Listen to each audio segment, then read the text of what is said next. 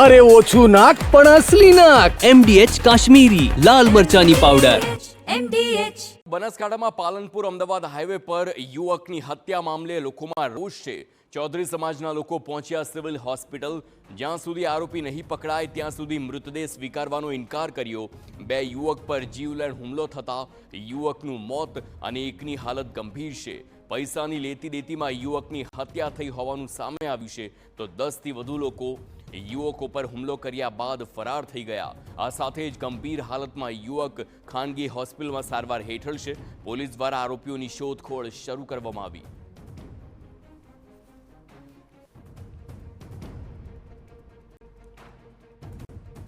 યુવાનોનું એક જ મત છે, એને અહીંયા હાજર કરો. ગમે તે થાય એને પોલીસ સ્ટેશનમાં પકડીને તમે હાજર કરો.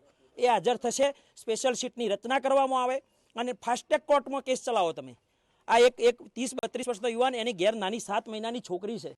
તમારે વિચારો ને, તમારું કાળજું કંપી જાય. તો તમારા પેટનું પાણી હલવું જોઈએ. એને ખબર પડવી જોઈએ કે ગુનો કર્યો, એના લીધે બીજા 10 ગુનેગારોને ખબર પડવી જોઈએ. એવી કડકમાં કડક સજા કરો, દાખલારૂપ ન્યાય બેસાડો.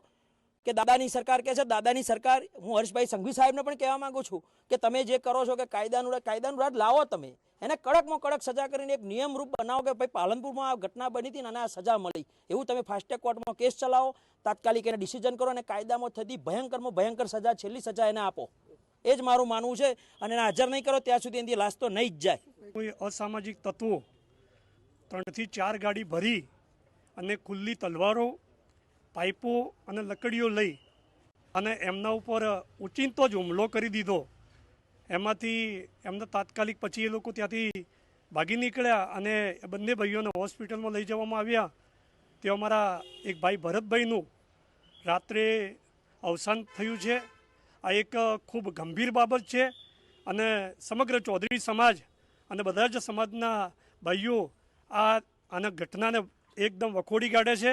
આ તમામ ઘટનામાં બાબતમાં જે ઘટના જગ્યાએ બન્યો છે એ બાબતના ત્યાંના પ્રોપર સીસીટીવી કે ત્યાં સીસીટીવી નથી, પરંતુ જે અન્ય જે કે સરાઉન્ડિંગ એરિયા કે બીજી જગ્યાએ જ્યાં આરોપી ભેગા થયા હોય કે બીજી કોઈ જગ્યાએ અન્ય જગ્યાએ સીસીટીવી હોય, એ બાબતે અમારી જે ટેકનિકલ ટીમ છે એ તમામ જગ્યાઓનું ખાસ કરીને રૂટ મેપિંગ કરી રહી છે. રૂટ મેપિંગના આધારે આજે આરોપીઓ જે ઘટના સ્થળે અંજામ આપ્યો અને ત્યાંથી છૂટા પડ્યા હોય એ તમામ જગ્યાઓના સીસીટીવી ફૂટેજ મેળવવામાં આવી રહ્યો છે. અત્યારે હાલની તારીખમાં બનાસકાંઠા પોલીસ દ્વારા અલગ અલગ જગ્યાઓના જે સીસીટીવી ફૂટેજ છે એનું એકત્રીકરણની કામગીરી.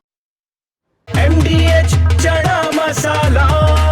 હવે છોલા હોય કે ચોળા, સફેદ ચણા હોય કે કાળા ચણા, બધું મજેદાર બનશે.